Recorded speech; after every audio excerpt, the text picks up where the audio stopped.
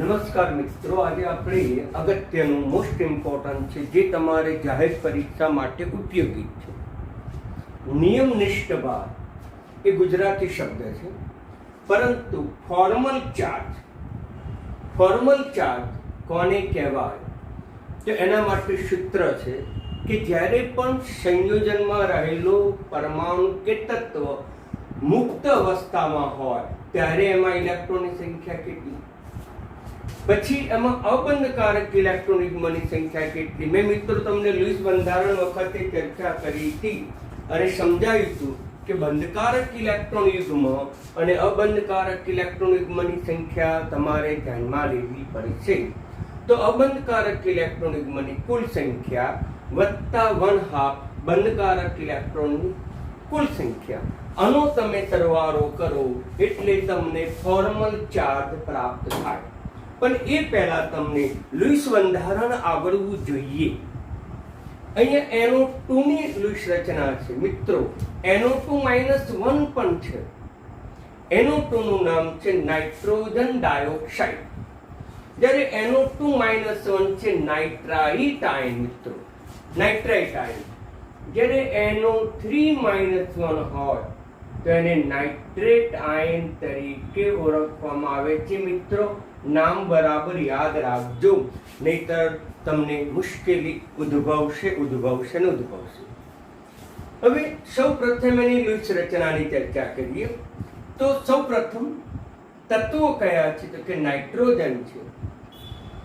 હવે નાઇટ્રોજન છે, પછી 2 ઓક્સિજન. નાઇટ્રોજનની છેલ્લી કક્ષામાં 5 ઇલેક્ટ્રોન અને ઓક્સિજનની છેલ્લી કક્ષામાં 6. આ તો આપણે છેલ્લા 3 દિવસથી ચર્ચા કરીએ જ છીએ. તો મધ્યસ્થ પરમાણુ કયો લખીશું એ પણ મેં તમને સમજાવ્યું. આપેલ સંયોજનમાં જે તત્વ, જે પરમાણુ લઘુત્તમ હોય એ મધ્યસ્થ પરમાણુ બતાવવું. તો લઘુત્તમ પરમાણુ કયો છે તો કે નાઇટ્રોજન. તો નાઇટ્રોજન મધ્યમાં આવશે અને એની આસપાસ ઓક્સિજન બતાવવાના મિત્રો.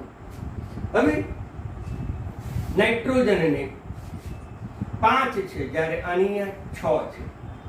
તેથી મિત્રો એક ઓક્સિજન ના 2 ઇલેક્ટ્રોન ક્રોસ વડે બતાવી, જ્યારે નાઇટ્રોજનના પણ 2 ઇલેક્ટ્રોન વચ્ચે ભાગીદારી.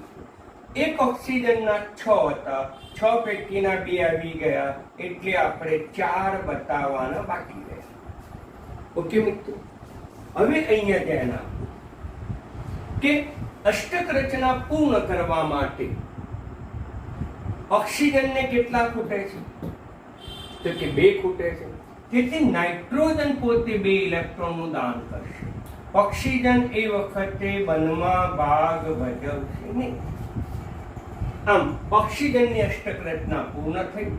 અહીંયા પણ ઓક્સિજનની અષ્ટક રચના પૂર્ણ થઈ, પણ નાઇટ્રોજન પાસે 5 ઇલેક્ટ્રોન હતા, 5માંથી 4 આવી ગયા, 1 બાકી રહ્યો, જે લુઈસ રચનાની મર્યાદા સૂચવે છે મિત્રો. આમ એના બંધારણ અષ્ટક રચના પૂર્ણ કરવા માટે અહીંયા નાઇટ્રોજનના જ ઇલેક્ટ્રોન ભાગ ભજવે છે, ઓક્સિજનના ઇલેક્ટ્રોન ભાગ ભજવતા નથી. હવે એનું બંધારણ મોસ્ટ ઇમ્પોર્ટન્ટ છે, NO2 ની લુઈસ રચના. હવે એનું બંધારણ તો અહીંયા મધ્યસ્થ નાઇટ્રોજન છે. હવે આ નાઇટ્રોજન અને ઓક્સિજન વચ્ચે મિત્રો દ્વિબંધ રચાશે, કારણ કે 2 ઇલેક્ટ્રોનની ભાગીદારી થઈ, અને 2 ઇલેક્ટ્રોનની ભાગીદારી થયેલી હોવાથી તેની વચ્ચે આપણને દ્વિબંધ જોવા મળશે. હવે ઓક્સિજનની આસપાસ આ કેવા ઇલેક્ટ્રોન કહેવાય એ તો તમને ખબર છે. આ જે છે એને બંધકારક ઇલેક્ટ્રોન યુગ્મ એટલે જોડ છે. આ પણ છે એ બંધકારક ઇલેક્ટ્રોન યુગ્મ છે. પરંતુ જે આ ઇલેક્ટ્રોન છે એને આપણે શું કહીએ છીએ? અબંધકારક ઇલેક્ટ્રોન યુગ્મ કહીએ છીએ. હવે આ નાઇટ્રોજન અને ઓક્સિજન વચ્ચે એક ઇલેક્ટ્રોનિક ભાગીદારી થઈ છે, માટે સિંગલ બંધ બનશે એટલે ઓક્સિજન. અને ઓક્સિજનની આસપાસ બાકીના 1 2 3 4 5 6 જે અબંધકારક ઇલેક્ટ્રોન અને નાઇટ્રોજન ઉપર એક અબંધકારક ઇલેક્ટ્રોન યુગ્મ હશે મિત્રો. ઓકે, તો આ થયું NO2 ની લુઈસ રચના. હવે આપણે ગણવાનો છે નિયમનિષ્ઠ ભાર. નિયમનિષ્ઠ ભાર હવે ઓક્સિજનનો અને નાઇટ્રોજનનો, પણ મિત્રો અહીંયા ઓક્સિજન 2 છે, તેથી આપણે એને સરળતા ખાતર નંબર આપીશું અને આપણે પહેલો ઓક્સિજન કહીશું અને આપણે બીજો ઓક્સિજન કહીશું. તો પ્રથમ ઓક્સિજનનો નિયમનિષ્ઠ ભાર અથવા તો કોલમર ચાર્જ ટૂંકમાં લખીશું. તો મુક્ત સંયોજકતા ઇલેક્ટ્રોન કેટલા? જ્યારે ઓક્સિજન મુક્ત હતો ત્યારે તેની આસપાસ કેટલા ઇલેક્ટ્રોન હતા? તો કે 6 ઇલેક્ટ્રોન હતા. બરાબર, સમજી લેજો. પેલા લુઈસ રચના અપ ટુ ડેટ આવડવી જોઈએ, મોસ્ટ ઇમ્પોર્ટન્ટ છે મિત્રો, ધ્યાન આપો. તો જ્યારે પણ મુક્ત હતો ઓક્સિજન, બંધમાં ભાગ નતો ભજવતો, ત્યારે એની આસપાસ 6 ઇલેક્ટ્રોન હતા. હવે આગળ પ્રથમ ઓક્સિજનનો, જેને આપણે 1 નંબર આપ્યો છે, 1 નંબરના ઓક્સિજનનો ઇઝ ઇક્વલ ટુ, તો 1 2 3 4 5 6 ઇલેક્ટ્રોન માઇનસ. હવે અબંધકારક ઇલેક્ટ્રોન યુગ્મ કેટલા? મિત્રો આ ઓક્સિજનમાં અબંધકારક ઇલેક્ટ્રોન યુગ્મ કેટલા? તો આ 1 2 3 અને 4. અહીંયા પણ 1 2 3 અને 4 બતાવ્યા, એટલે થશે 4 પ્લસ 1/2. હવે થશે બંધકારક ઇલેક્ટ્રોનની કુલ સંખ્યા. અહીંયા આ બે વચ્ચે બંધકારક ઇલેક્ટ્રોનની કુલ સંખ્યા કેટલી છે મિત્રો? તો 1 2 3 4. બંધકારક અબંધકારક ઇલેક્ટ્રોન, તો કે ઇલેક્ટ્રોન કુલ સંખ્યા તો કે 4. એટલે આપણે આનું સાદુરૂપ આપીશું વત્તા કેટલા થશે? તો મિત્રો 2 થશે. ઓકે, તો મિત્રો 2 થશે, પરંતુ મારે અહીંયા સૂત્ર લખવામાં ભૂલ છે, સુધારી દઉં છું. માઇનસ કરવું પડી તો આ પણ મારે અહીંયા માઇનસ કરવું પડી, એટલે કેટલું થઈ જશે? 0. એટલે મિત્રો પ્રથમ ઓક્સિજન ઉપર કોઈ જ ફોર્મલ ચાર્જ નથી, વધારાનો કોઈ જ વીજભાર નથી. આ ઓક્સિજન ઉપર વધારાનો કોઈ જ વીજભાર નથી. હવે આપણે નંબર 2 નંબરના ઓક્સિજન, બીજા ઓક્સિજનનો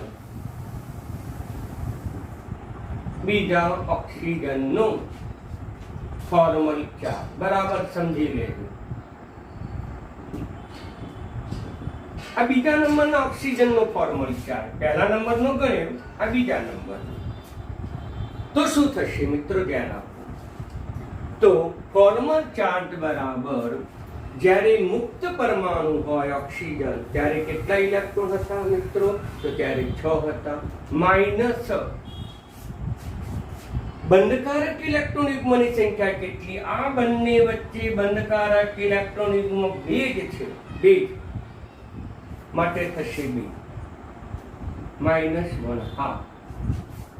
પછી સોરી, મારી ભૂલ થઈ મિત્રો. અબંધકારક ઇલેક્ટ્રોન યુગ્મની સંખ્યા કેટલી? આ બીજા નંબરે અબંધકારક 1 2 3 4 5 અને 6. તો મિત્રો 6 ત્યાં 6 ઇલેક્ટ્રોન છે, 1 2 3 4 5 અને 6. હવે બંધકારક ઇલેક્ટ્રોન યુગ્મ કયા? તો આ બી, એની સંખ્યા કેટલી છે? તો કે 2.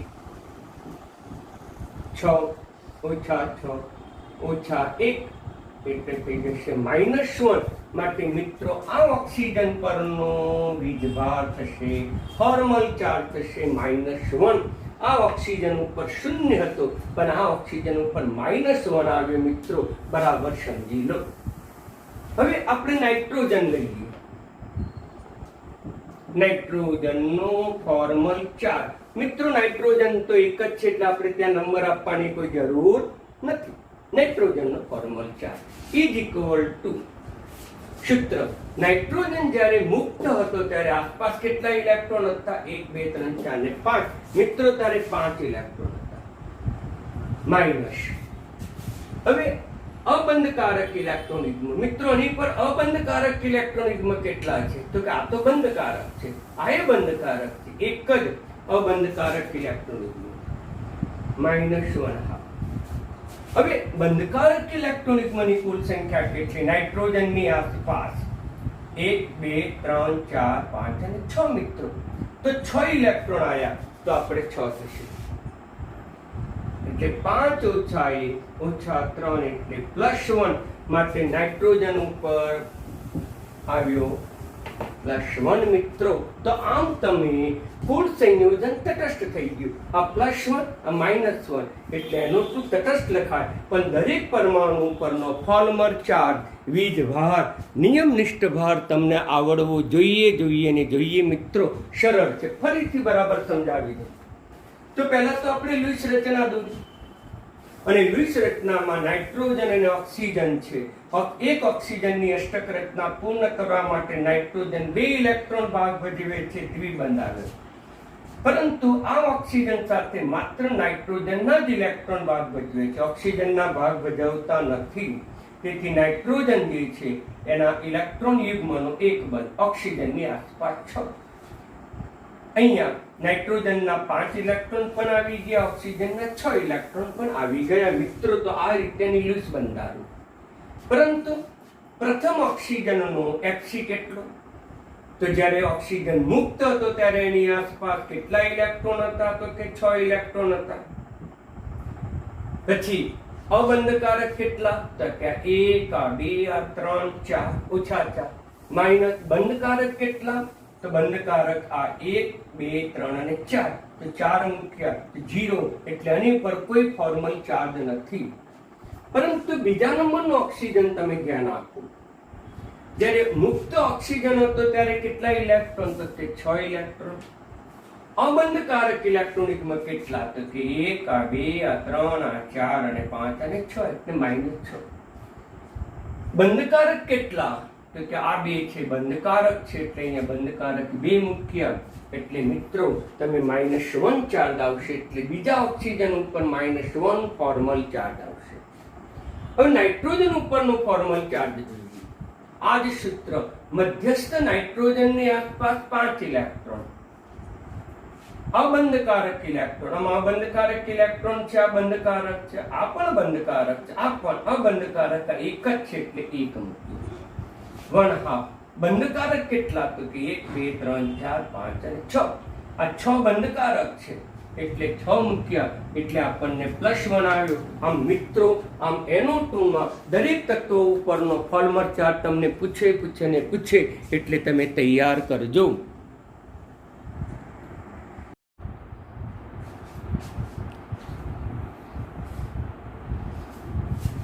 મિત્રો બરાબર ધ્યાન આપજો. આ પણ મોસ્ટ ઇમ્પોર્ટન્ટ છે, આપણા પુસ્તકમાં ગણીને આપેલો છે, છતાં પણ હું તમને બરાબર સમજાવું. ફરીથી ધ્યાન આપો. ઓઝોનમાં દરેક O3 નો Fc ગણો, ફોર્મલ ચાર્જ ગણો. સીધો પૂછે છે. નિયમનિષ્ઠ ભાર શબ્દ એ ગુજરાતી છે, પરંતુ ફોર્મલ ચાર્જ. તો સૌ પ્રથમ તમારે લુઈસ રચના શીખવી પડે, અને લુઈસ રચના શીખવા માટે તત્વની લુઈસ રચના. અહીંયા કેટલા ઓક્સિજન છે? કે 3 ઓક્સિજન છે. 3 ઓક્સિજન. ત્રણેય ઓક્સિજનની આસપાસ એની છેલ્લી કક્ષામાં કેટલા ઇલેક્ટ્રોન હોય મિત્રો? તો કે 6. એ તમને ખ્યાલ છે જ હવે. તો 1 2 3 4 5 અને 6. તો બાહ્ય કક્ષામાં 6. શા માટે? ઓક્સિજન પરમાણુ ક્રમાંક 8 છે. ઇલેક્ટ્રોન રચના આપણે લઈએ તો ઇલેક્ટ્રોન રચના આ છે, એટલે 1s2 2s2 2p4. આ જે બાહ્ય કક્ષા છે એમાં કેટલા ઇલેક્ટ્રોન? 6. તો 1 આ 2 3 4 આ 5 અને 6 બાહ્ય કક્ષામાં. ઇલેક્ટ્રોનને આપણે ડોટ વડે દર્શાવવાની પ્રથા છે. અગાઉ મેં ઘણું બધું સમજાવ્યું છે. હવે એની લુઈસ રચના સમજવાની છે મિત્રો. તો 3 ઓક્સિજન છે. મધ્યસ્થ ઓક્સિજન ગમે તે લખો તો ચાલે. 3 ઓક્સિજન છે. હવે દરેક ઓક્સિજનને 2 ઇલેક્ટ્રોન ખૂટે, એટલે આ ઓક્સિજનના 2 ઇલેક્ટ્રોન, બીજા ઓક્સિજનના 2. આ ઇલેક્ટ્રોન જે છે આ ઓક્સિજનને મેં ડોટ વડે નથી બતાવ્યા, ક્રોસ વડે. શા માટે? સરળતાથી સમજાવવા માટે. સરળતાથી સમજાવવા માટે, અથવા તો આપણે આવું પણ બતાવી શકીએ, એક ઓક્સિજનની આસપાસ 6, તો બીજા ઓક્સિજનની આસપાસ પણ 6 ઇલેક્ટ્રોન, ત્રીજા ઓક્સિજનની આસપાસ પણ 6 ઇલેક્ટ્રોન. આમ ઇલેક્ટ્રોન અલગ બતાવ્યા. આ બંને વચ્ચે 2 ઇલેક્ટ્રોનની ભાગીદારી થઈ. ઓક્સિજનના 6 પૈકી 2 આવી ગયા, 2 ઇલેક્ટ્રોન બાકી રહ્યા. આ જે ઇલેક્ટ્રોન છે મિત્રો, એને આપણે કેવા કહીએ છીએ? બંધકારક ઇલેક્ટ્રોન યુગ્મ આપણે કહીએ છીએ. જ્યારે આ જે ઇલેક્ટ્રોન છે એને કેવા કહીશું? અબંધકારક ઇલેક્ટ્રોન યુગ્મ. યુગ્મ એટલે જોડ, પેર. હવે આ ઓક્સિજન અને આ ઓક્સિજન, આ 2 ઓક્સિજન વચ્ચેની ઇલેક્ટ્રોનની ભાગીદારીમાં આ ઓક્સિજનના 2 ઇલેક્ટ્રોન વપરાય છે, પણ આ ઓક્સિજનના ઇલેક્ટ્રોન વપરાતા નથી. અગાઉ જે સમજાયું હતું તે રીતે એ ભાગીદારી કરતા નથી. આ ઓક્સિજન સાથે 2 થઈ, 2ની, તો ઓક્સિજન સાથે 1ની જ ભાગીદારી થાય. હવે મિત્રો, આ ઓક્સિજન પાસે કેટલા ઇલેક્ટ્રોન હતા? 6. 6 પૈકી 1, 2, 3, 4 આવી ગયા, તો 2 બાકી રહ્યા. આ જે ઇલેક્ટ્રોન છે એને આપણે બંધકારક ઇલેક્ટ્રોન કહીશું. આ જે ઇલેક્ટ્રોન છે એને અબંધકારક ઇલેક્ટ્રોન યુગ્મ કહીશું. તેથી આનું આપણે બંધારણ બતાવવું હોય, બંધ. હવે ઇલેક્ટ્રોન વડે બંધારણ નથી બતાવવું, ભાગીદારીમાં વપરાતા ઇલેક્ટ્રોનને બંધ વડે બતાવીએ છીએ. અહીંયા કેટલા ઇલેક્ટ્રોનની ભાગીદારી થઈ? તો 2 ઇલેક્ટ્રોનની. તો 2 ઇલેક્ટ્રોન તો દ્વિબંધ થયું. એ જ રીતે આ ઓક્સિજન વચ્ચે કેટલાની ભાગીદારી થઈ? તો કે 1 જ ભાગીદારી થઈ. મિત્રો, આવી અષ્ટક રચના પૂર્ણ કરવા માટે 2 તત્વો ભાગીદારી કરે પણ ખરા, ન પણ કરે. અહીંયા ઓક્સિજનની અષ્ટક રચના પૂર્ણ થાય છે. જુઓ, 1, 2, 3, 4, 5, 6, 7, 8. અહીંયા પણ ઓક્સિજનની અષ્ટક રચના પૂર્ણ થશે. 1, 2, 3, 4, 5, 6, 7, 8. અહીંયા પણ ઓક્સિજનની અષ્ટક રચના પૂર્ણ થશે. 1, 2, 3, 4, 5, 6, 7, 8. આમ અષ્ટક રચના પૂર્ણ કરવા માટે એ બીજા તત્વ સાથે ભાગીદારી કરે પણ ખરા, ન પણ કરે. આ બધી લોહી સિદ્ધાંતની મર્યાદાઓમાં આવે મિત્રો. હવે આમ લોહી સિદ્ધાંત અણુનો આકાર સમજાવી શકતો જ નથી, એની મર્યાદા છે. અહીંયા 2 ઇલેક્ટ્રોનની ભાગીદારી થઈ એટલે દ્વિબંધ રચાયો. 1 ઇલેક્ટ્રોન ભાગીદારીથી સિંગલ બંધ. હવે આ જે બંધ બતાવે એ વાસ્તવમાં તો બંધકારક ઇલેક્ટ્રોન યુગ્મ જ છે.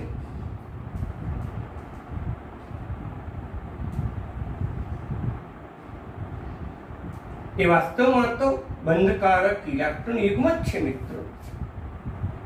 પણ એને બંધો વડે બતાવીએ છીએ, કારણ કે બંધારણ છે. આ ઇલેક્ટ્રોનિક બંધારણ છે, લૂઇસ બંધારણ કહીએ. હવે આ ઓક્સિજનની આસપાસ 4 બાકી રહ્યા, આ ઓક્સિજનની આસપાસ 2 બાકી રહ્યા, અને આ ઓક્સિજનની આસપાસ કેટલા બાકી રહ્યા? 6.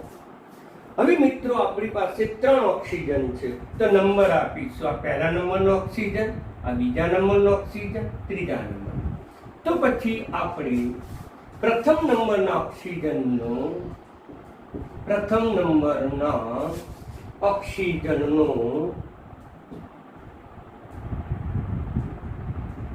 ફોર્મલ ચાર્જ બરાબર સમજી લેજો. આ જ સૂત્ર યાદ રાખવાનું. મુક્ત પરમાણુ હોય, ઓક્સિજન જ્યારે મુક્ત હોય ત્યારે એની આસપાસ કેટલા ઇલેક્ટ્રોન થશે? સંયોજકતા ઇલેક્ટ્રોન કેટલા? તો કે 6. તો આપણે લખીશું 6 માઇનસ અબંધકારક ઇલેક્ટ્રોન યુગ્મની સંખ્યા. આમાં મિત્રો અબંધકારક ઇલેક્ટ્રોન યુગ્મ કેટલા છે? ઇલેક્ટ્રોનની સંખ્યા કેટલી? 1, 2, 3, 4. અહીંયા પણ જુઓ તો 1, 2, 3, 4. આ તો બંધકારક છે, આ જ અબંધકારક છે, એટલે આપણે લખીશું કેટલા? 4. 1, 2, 3, 4. હવે બંધકારક ઇલેક્ટ્રોનની સંખ્યા કેટલી? -1/2 કૌંસમાં આ 2 વચ્ચે બંધ રચાય છે. આ ઓક્સિજન ધ્યાનમાં લેવાની જરૂર જ નથી. આ પહેલો અને બીજા નંબરના ઓક્સિજન વચ્ચે બંધ રચાયા, એટલે આની વચ્ચે બંધકારક ઇલેક્ટ્રોન કેટલા થયા?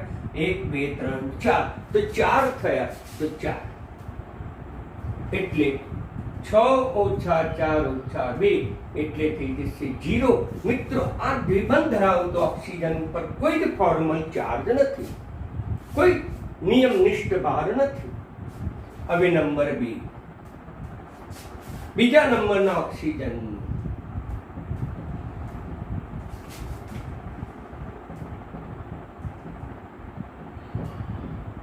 Formal charge.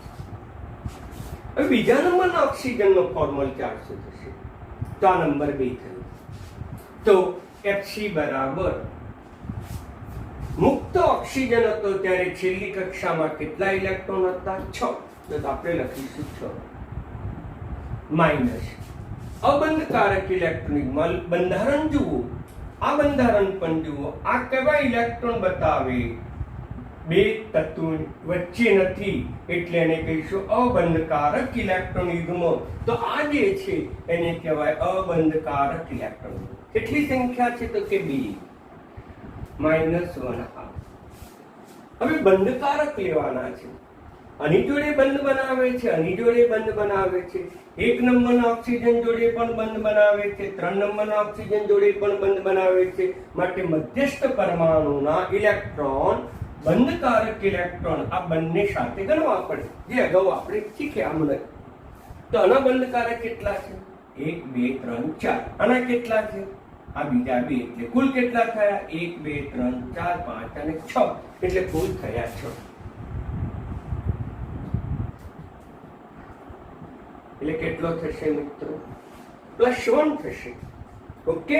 તો આ ઓક્સિજન છે એની ઉપર ફોર્મલ ચાર્જ +1 આવશે મિત્રો. હવે આપણે નંબર લઈએ ત્રીજો. તો ત્રીજા નંબરના ઓક્સિજનનો ફોર્મલ ચાર્જ, ત્રીજા નંબરના ઓક્સિજનનો ફોર્મલ ચાર્જ એટલે કે આ ઓક્સિજન, એટલે કે આ ઓક્સિજન. મુક્ત પરમાણુ જ્યારે ઓક્સિજન હતો ત્યારે તેની આસપાસ 6 ઇલેક્ટ્રોન હતા. 6 માઇનસ અબંધકારક ઇલેક્ટ્રોન યુગ્મ. આમાં અબંધકારક ઇલેક્ટ્રોનની સંખ્યા કેટલી? અબંધકારક ઇલેક્ટ્રોનની સંખ્યા તો આ 1 આ 2 3 4 5 અને 6. તો આપણે 6 મૂકીશું. -1/2 બંધકારક ઇલેક્ટ્રોનની કુલ સંખ્યા. હવે ત્રીજો નંબરનો ઓક્સિજન બીજા નંબરનો ઓક્સિજન સાથે જ ભાગીદારી કરે છે. 1 નંબરના ઓક્સિજન સાથે ભાગીદારી કરતો જ નથી. તેથી ત્રીજા અને બીજા ઓક્સિજન વચ્ચે બંધકારક ઇલેક્ટ્રોન યુગ્મ 1 છે. ઇલેક્ટ્રોન કેટલા ગણાય? તો કે 2. માટે બંધકારક ઇલેક્ટ્રોન યુગ્મ 2 થશે. એટલે મિત્રો 6 - 6 -1. તેથી -1 એની ઉપરનો ફોર્મલ ચાર્જ થશે. એટલે મિત્રો આ પ્લસ બીજા નંબરના ઓક્સિજન ઉપર +1, જ્યારે ત્રીજા નંબરના ઓક્સિજન ઉપર -1 આવશે. જ્યારે દ્વિબંધથી જોડાયેલા ઓક્સિજન ઉપર કોઈ ફોર્મલ ચાર્જ આવશે નહીં મિત્રો. તો આ રીતે આપણે ઓઝોનમાં દરેક ઓક્સિજનનો ફોર્મલ ચાર્જ પૂછાય તૈયાર કરજો મિત્રો.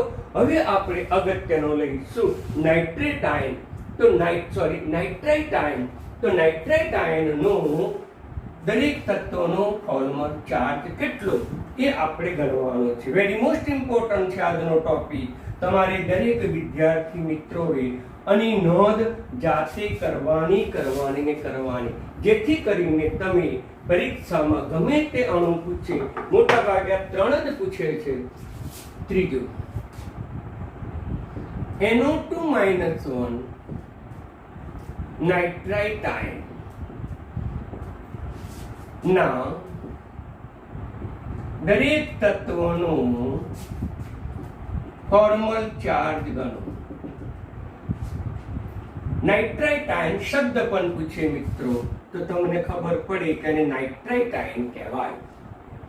તો પછી તત્વ કયા છે? તો કે નાઇટ્રોજન છે, 2 ઓક્સિજન છે. નાઇટ્રોજનની આસપાસ હમણાં જ બતાયા તે મુજબ 5 ઇલેક્ટ્રોન છે. ઓક્સિજન હમણાં જ બતાયા તે મુજબ 6 ઇલેક્ટ્રોન છે. હવે આની લોહી સંરચના તત્વની પૂરી થઈ. હવે અણુની લોહી સંરચના મિત્રો આપણે અણુની લોહી સંરચના સમજવાની છે. બરાબર સમજો. તો મધ્યસ્થ પરમાણુ કયો? મધ્યસ્થ પરમાણુ તો મેં તમને મિત્રો કીધું છે કે સંયોજનમાં જે પરમાણુની સંખ્યા ઓછી હોય એ મધ્યસ્થ પરમાણુ. શું કીધું? સંયોજન કયો છે? તો કે NO2.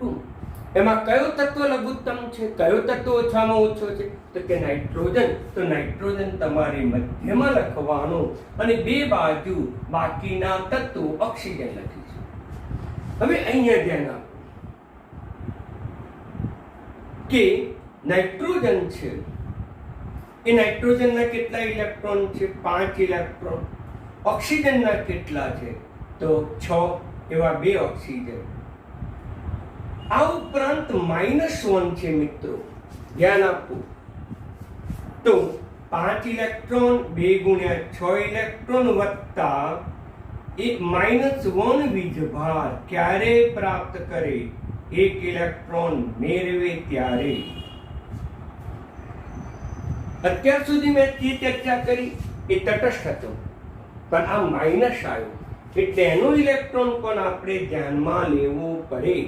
કુલ ઇલેક્ટ્રોન કેટલા થશે? બરાબર ધ્યાન આપો. નાઇટ્રોજનના 5, એક ઓક્સિજનના 6, પણ એમાં 2 છે એટલે 12. -1 વીજભાર છે એટલે પાછો એક ઇલેક્ટ્રોન એને મેળવ્યો છે એટલે એક ઇલેક્ટ્રોન પણ તમારે ધ્યાનમાં રાખવો પડે. એટલે કુલ ઇલેક્ટ્રોન કેટલા થયા? 18 ઇલેક્ટ્રોન છે. માટે લुईस રચનામાં 18 ઇલેક્ટ્રોન બતાવવા પડશે આપણે. તો થોડું અઘરું પણ છે મિત્રો, પણ બરાબર સમજી લો.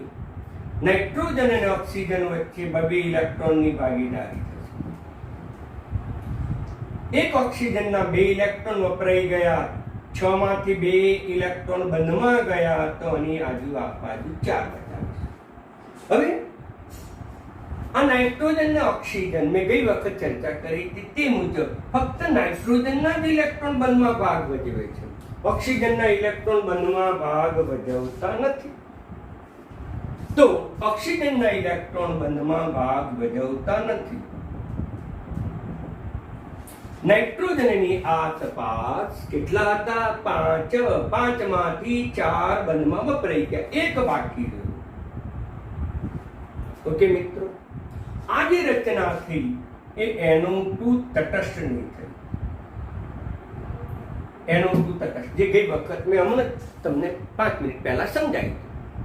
NO2 તટસ્થ નહીં હતી. આ તો NO2 -1 એટલે હજુ પાછો એક ઇલેક્ટ્રોન જોઈશે. એક ઇલેક્ટ્રોન કેટલા છે? 1 2 3 4 5 6 7 8 9 10 11 12 13 14 15 16 17 જ થયા. આમાં 17 ઇલેક્ટ્રોન હતા, પણ અહીંયા કેટલા છે? 18. તો એક ઇલેક્ટ્રોન પાછો બતાવવો પડે મિત્રો. તો એ અષ્ટક રચના પૂર્ણ કરવા માટે નાઇટ્રોજન ઉપર બતાવવામાં આવે. અગાઉની જે રચના હતી આ રચના એ NO2 ની હતી, પરંતુ NO2 -1 એટલે એક ઇલેક્ટ્રોન આપણે બતાવવો પડે. હવે મિત્રો 18 ઇલેક્ટ્રોન થઈ ગયા હશે, બરાબર સમજી લો. વેરી મોસ્ટ ઇમ્પોર્ટન્ટ છે.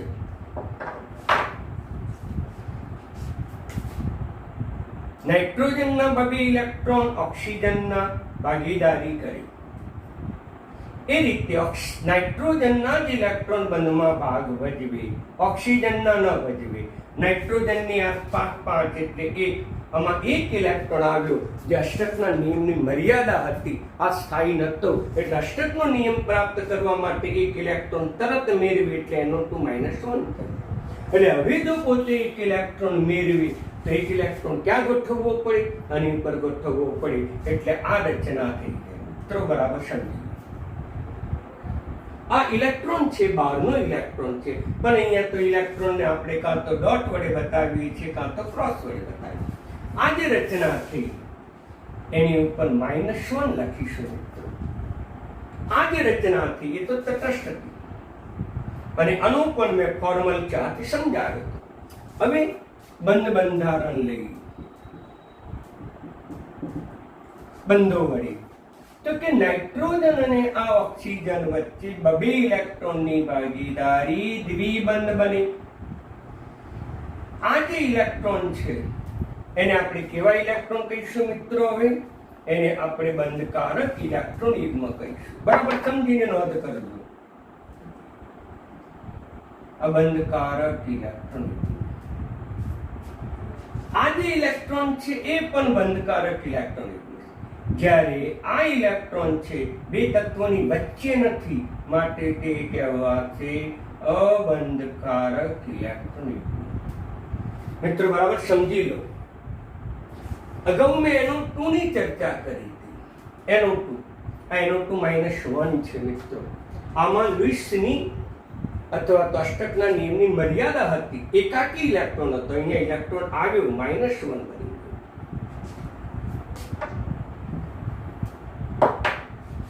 આ નાઇટ્રોજન ઓક્સિજન વચ્ચે સિંગલ બોન્ડ. આ ઓક્સિજનની આસપાસ બંધમાં ભાગ ભજવતા નથી, અબંધકારક ઇલેક્ટ્રોન. આ નાઇટ્રોજન છે, આ બંધકારક, આ બંધકારક, આ બંધમાં ભાગ ભજવતા નથી, બતાયા. આ ઓક્સિજન છે, એમાં આ બંધમાં ભાગ ભજવે એટલે એક બંધ, 1 2 3 4 5 6, તો આ અબંધકારક ઇલેક્ટ્રોન થાય. મિત્રો મેં તમને પહેલાય કીધું, બંધકારક અને અબંધકારક ઇલેક્ટ્રોનિકમાં ધ્યાનમાં લેવા પડે ને પડે તો જ આ પ્રકારનો તમને MCQ આવડે. હવે આપણે અહીંયા બે ઓક્સિજન છે, આ પહેલો ઓક્સિજન લઈશું અને કહીશું આ બીજું. તો પછી પહેલો આપણે લઈએ એક. પ્રથમ નંબરના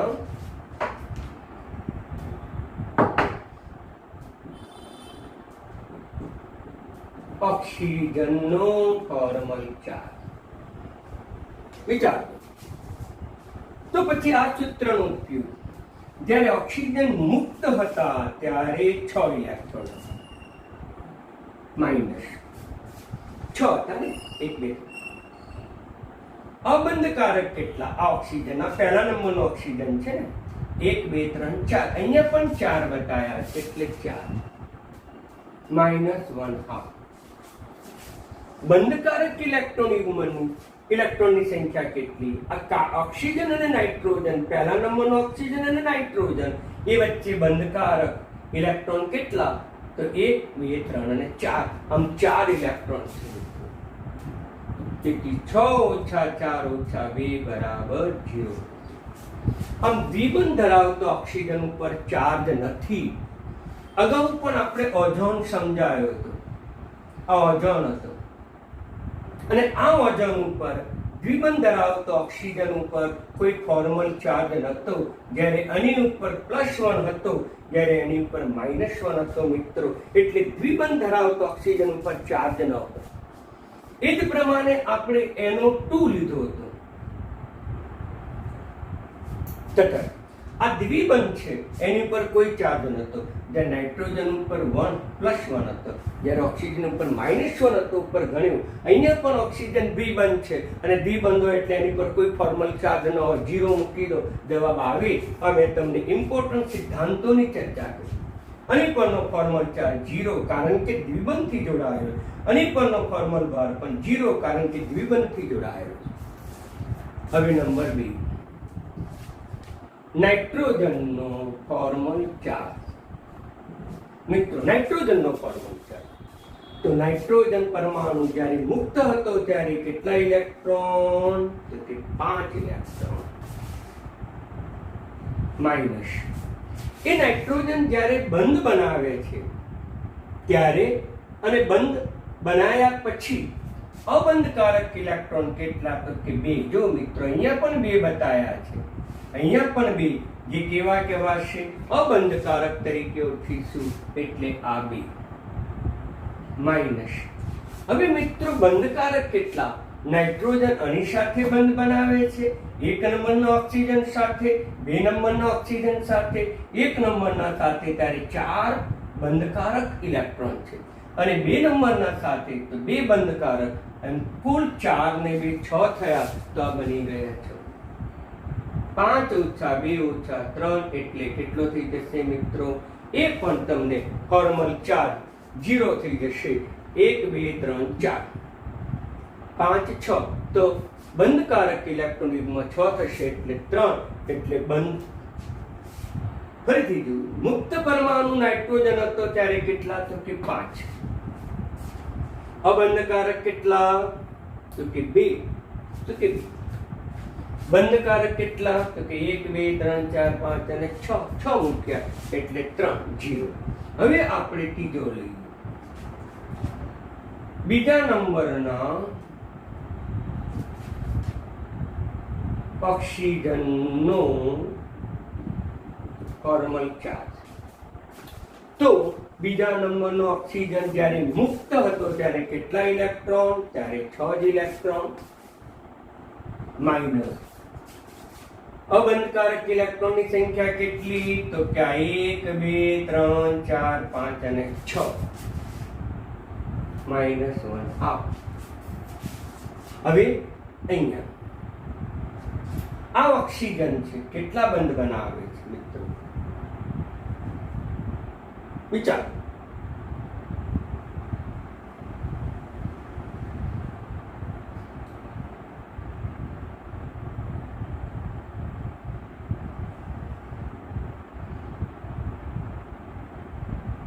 કેટલા થશે? તો બંધકારક ઇલેક્ટ્રોનની સંખ્યા કેટલી થશે? તો કે 2 થશે મિત્રો. તો ત્યાં આગળ આપણને 2 આવશે એટલે 6 - 6 -1.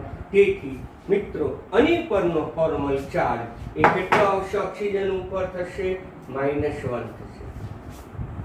બરાબર વિચાર.